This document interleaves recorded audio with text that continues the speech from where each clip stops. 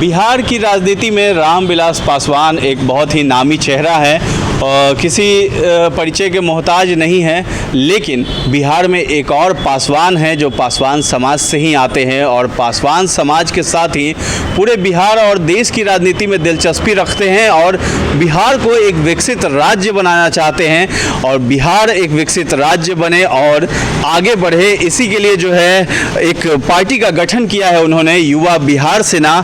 और युवा बिहार सेना के राष्ट्रीय अध्यक्ष हैं अभी हमारे साथ यहाँ राजकुमार पासवान जी हैं। इन्हीं पासवान की हम बात कर रहे थे। तो आखिर ये कौन पासवान हैं बिहार की राजनीति में, ये दूसरे पासवान आखिर क्या धमाल मचाने वाले हैं? और जब हम इनसे सवाल करते हैं कि आखिर आप भी दलित ही हैं और पासवान समाज से ही आते हैं, तो आखिर दलित की राजनीति करने में आपको दिक्कत क्यों होती है, इस बात पे ये बिफर पड़ते हैं, गुस्सा हो जाते हैं। इन सभी बातों पे हम जानेंगे कि आखिर ये गुस्सा क्यों होते हैं, दलित की राजनीति और दलित जो नेता अपने आप को कहते हैं उससे ये क्यों खफा रहते हैं। तो सबसे पहले राजकुमार पासवान जी, आपका बहुत बहुत स्वागत है हमारे चैनल में। नमस्कार। और ये बताइए कि आखिर सबसे पहला सवाल यही है कि जो दलित की राजनीति कर रहे हैं जो नेता, उस पर आप गुस्सा क्यों हो जाते हैं और आप जो है दलित नेता अपने आप को कहलाने से दूर क्यों रखना चाहते हैं, क्या कारण है? देखिए, हम एक पढ़े लिखे हुए इंजीनियर हैं जी। और जब बौद्धिक रूप से आप समझदार हो जाते हैं तो जाति कोसों दूर चली जाती है। और ऐसे स्थिति में मैं बताना चाहता हूं कि आज़ादी के आज 74 साल हो गए हैं और इस 74 साल में जो मतलब कि जातीय राजनीति हावी रहा है और विकास पीछे रहा है, तो इसलिए मुझे गुस्सा आता है कि आज तक जितने भी जाति के, धर्म के, मजहब के नेता लोग पैदा हुए वो उसका कल्याण नहीं किया, उत्थान नहीं किया, विकास नहीं किया और वो जाति जहाँ था वहीं है। तो ऐसी राजनीति किस काम का?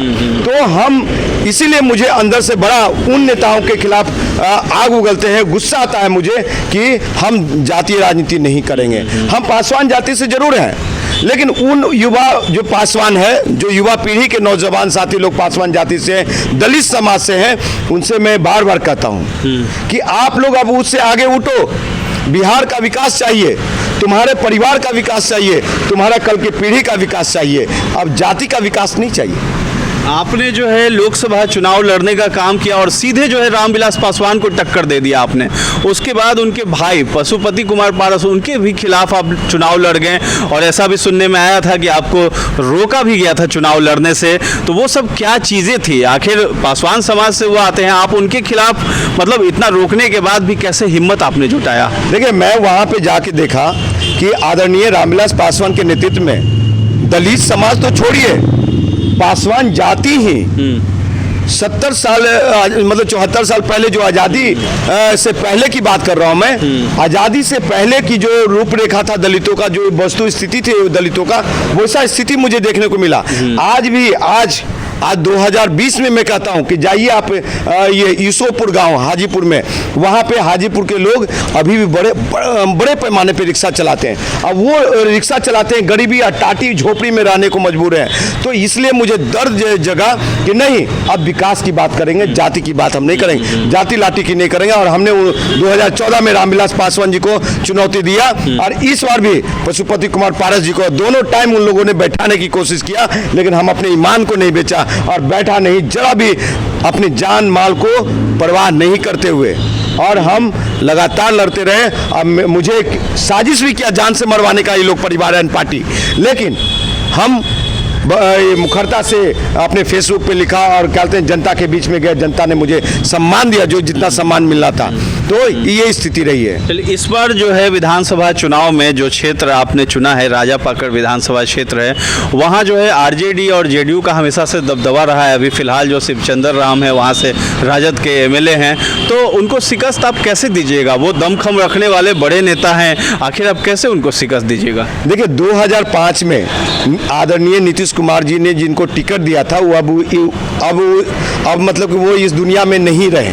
वो उनका इतना ही पहचान था कि वो पूर्व मुख्यमंत्री रामसुंदर दास जी के पुत्र थे, संजय दास जी, जो कि 24 घंटे सोए हुए रहते थे। अब कौन सा नशा करते थे नहीं मालूम, तो ऐसा वो विधायक नीतीश जी देने का काम किए, कैंडिडेट राजा पाकर में देने का काम किया उन्होंने। और 2 बार जो ये महागठबंधन का शिवचंद्र राम जी हैं, तो कितना विकास किया है वो वहाँ की जनता से जाकर के पूछिए। और हो सकता है कि वो तो इस बार हार के डर से शिवचंद्र राम जी सीट भी बदल रहे हैं। जो जनता के बीच में मैं गया और जा रहा हूँ और लोगों से मिल रहा हूँ, तो सीट भी बदल रहे हैं, तो कहीं ना कहीं उनको डर है। और वहाँ की जनता के कहने पे, अपील पे, गुजारिश पे हम विधानसभा के लिए तैयार हुए, नहीं तो हम तो लोकसभा ही लड़ते हैं। तो उनके कहने पे तो उनको विश्वास है वहाँ की जनता को कि ये 2 जो कैंडिडेट थे, विधायक थे 15 साल के अंतराल में, तो उन लोग के वो कैंडिडेट से राजकुमार पासवान एक बेहतर रोल मॉडल प्रस्तुत करेंगे। यहाँ का विकास होगा, जो युवा नौजवान पीढ़ी है उनका विकास होगा, उस क्षेत्र का विकास होगा, और क्षेत्र ऐसा होगा कि कल्पना नहीं कर सकते हैं। हमारा क्षेत्र के लोग, युवा नौजवान जो है, बहुत उम्मीद सजा रखा है। अच्छा, जो वोटर्स हैं, जो कम पढ़े लिखे हैं, गांव वाले जो होते हैं, उनका मानना रहता है कि हमारी जात के हैं कि नहीं है कैंडिडेट, सबसे पहले यही पूछते हैं, और अपने जात के होते हैं तब उन्हीं को वोट देते हैं। तो आखिर आप तो जात की राजनीति नहीं कर रहे हैं, हालांकि नाम में आपका पासवान जुड़ा हुआ है, आप वहाँ जाएंगे उस क्षेत्र में, तो लोग आपको वोट क्यों देंगे? आखिर राजकुमार पासवान ऐसा क्या उनके लिए करने वाले हैं, उनको कैसे वो विश्वास दिलाएंगे, ये बताइए। देखिए, हम राजा पाकर के क्षेत्र की महान जनता को हम इतना ही कहना चाहते हैं, क्या जाति धर्म मजहब करके आपका पेट भर जाएगा? क्या आपके बच्चे की पढ़ाई लिखाई पूरी हो जाएगी? क्या आपका स्वास्थ्य व्यवस्था उत्तम हो जाएगा? क्या आपका किसानी व्यवस्था सुदृढ़ हो जाएगा? क्या आपकी बेटियों की जो रक्षा है, वो सुरक्षा कवच कौन दे पाएगा? ऐसे स्थिति में आप जाति चुनिए चाहे विकास चुनिए। अभी तक तो आप लोगों ने जाति ही चुना है, इस बार आप विकास को चुन के देखिए। और इस बार आपको जिस बच्चे के पैर में, सर्दी के समय में आपको बताता हूं कि हमारे संसदीय क्षेत्र में राजा पाकर में भी गरीब के बच्चे जो हैं, उनके पैरों में चप्पल नहीं रहता है साहब। ठंडे के समय में जहाँ पे 0 degree, 4 degree, 3 degree, 5 degree Celsius में भी ठंडे पैर में रहते हैं, मतलब खाली पैर में रहते वो, खाली पैर में रहते वो। और आपको बता दें कि वहाँ का युवा नौजवान बड़े पैमाना पे राजा पाकर हो गया, देसरी हो गया, सहदेई हो गया, ये सब प्रखंड से और पंचायत से लोग बहुत बड़े पैमाना पे दिल्ली, बॉम्बे, कलकत्ता, हरियाणा अपने बीमार माँ बाप को छोड़ के, बीमार बीवी बच्चे को छोड़ करके, बीमार खुद रह करके और कमाने जाते हैं। और यहाँ पे लोग कुछ नहीं है, एक सुई का भी कारखाना नहीं है, तो हम कारखाना भी खुलवाने का काम करेंगे, रोजगार भी देने का काम करेंगे। और ऐसा रोल मॉडल होगा कि जो कि शिवचंद्र राम जी नहीं किए, जो कि संजय दास जी नहीं किए, और किसी ने न किया है न करेंगे। और वहाँ के युवा पीढ़ी एक बार हम पे विश्वास करेगा, वहाँ का युवा पीढ़ी, वहाँ की महान जनता एक बार अगर राजकुमार पासवान पे विश्वास करेगा, तो वो लोग खुद कहेंगे कि राजा पाकर का राजकुमार ही ठीक है और दूसरा कोई नहीं। बहुत बहुत धन्यवाद। जी धन्यवाद।